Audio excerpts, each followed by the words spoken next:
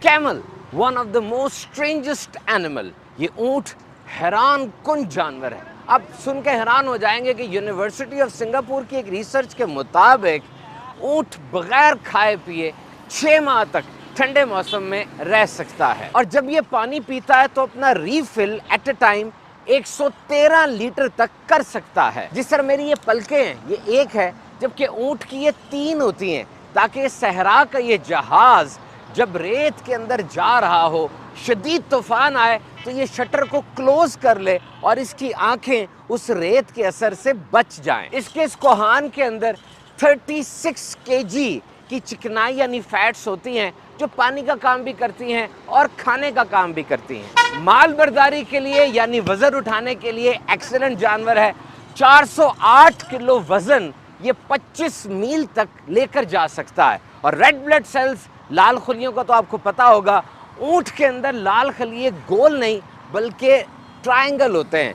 आमतौर पे यही इसके जिस्म की कारीगरी है जो इसको दूसरे जानवरों से मुनफरिद करती है। ऊंट के दूध में गाय और बकरी की निस्बत ज़्यादा आयरन और विटामिन होता है, और कई ममालिक के अंदर ऊंट का दूध बतौर दवा मेडिसिन इस्तेमाल किया जाता है। ख़ास तौर पर ट्यूबरक्लोसिस यानी टीबी के लिए इसको एज ए मेडिसिन इस्तेमाल किया जाता है। बिलखुसूस अरब ममालिक के अंदर ऊंट के दूध का मिल्क शेक ये भी बड़ी रग़बत के साथ पिया जाता है। वैसे तो ज़ाहिर होता है कि ऊंट बड़ा आहिस्ता आहिस्ता चलता है, लेकिन इसकी टॉप स्पीड वो 40 मील पर आवर हो सकती है। 40 मील फी घंटा ये ऊंट दौड़ सकता है। ऊंट का गोश्त अरब ममालिक के अंदर शादियों में और स्पेशल तकरीबात के अंदर इसको सर्व किया जाता है, और अभी कुछ ही अरसे में ऊंट के गोश्त को आलमी सतह पर बहुत ज़्यादा पजीराई भी मिल रही है।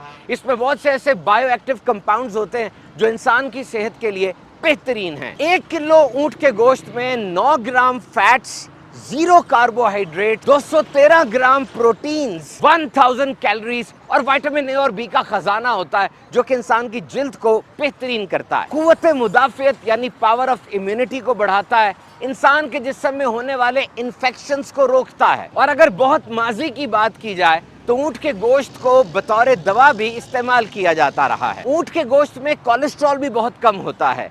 आमतौर पर सहराई इलाकों के अंदर, आप हैरान होंगे सुनकर, ऊंट के गोश्त की कंजम्पशन कम है। वहाँ पर ऊंट का गोश्त कम खाया जाता है। उसकी वजह है कि इन इलाकों में ऊंट को माल उठाने के लिए, दूध के लिए और सवारी के लिए इस्तेमाल किया जाता है।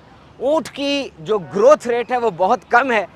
कुर्बानी के लिए भी ऊंट की उम्र कम से कम 5 साल होना ज़रूरी है। तो इस कम ग्रोथ रेट के अंदर फिर ऊंट का गोश्त ये बहुत एक्सपेंसिव पड़ता है। हिज्जतुल विदा में नबी पाक सल्लल्लाहु ताला अलैहि वसल्लम और मौला कायनात हज़रत अली शेर खुदा रज़ी अल्लाह ताला अन्हु ने 100 ऊंट ज़िबा फरमाए, और फिर नबी पाक सल्लल्लाहु अलैहि वसल्लम ने फरमाया कि हर ऊंट से एक टुकड़ा लो और हांडी में उसको पकाओ। और फिर इन दोनों ने ऊंट का ये गोश्त तनावुल फरमाया और इसका शोरबा पिया। कुरान मजीद में ऊंट के मुख्तलिफ नाम आए हैं, जैसे इबिल, बहीरा, बुदना, हाम और रिकाब वगैरह। और लफ्ज़ नाका ये तो कुरान मजीद में 7 मरतबा आया है। तो ऊंट के जिन अजाबात का हमने जिक्र किया, कुरान मजीद की एक आयत का मफहूम है। और क्या ऊंट को नहीं देखा कैसा बनाया गया? बोझ लादना, सवारी, दूध, गोश्त, जीनत, खेती बाड़ी, ये सारा कुछ ऊंट में मौजूद होता है। क्या आप जानते हैं दुनिया का सबसे महंगा ऊंट कितनी मालियत का है? $2.72 मिलियन का। और ये हर साल मुख्तलिफ होता है। बहुत महंगे महंगे ऊंट होते हैं और इनकी आराइश और जीनत का बड़ा ख्याल रखा जाता है। बुखारी शरीफ की हदीस है, प्यारे आका सल्लल्लाहु ताला अलैहि वसल्लम ने इरशाद फरमाया, ऊंट उनके मालिकों के लिए कुव्वत की चीज़ है, और बकरियां बाइसे बरकत हैं, और घोड़ों की पेशानियों में क़यामत तक के लिए भलाई बंधी हुई है।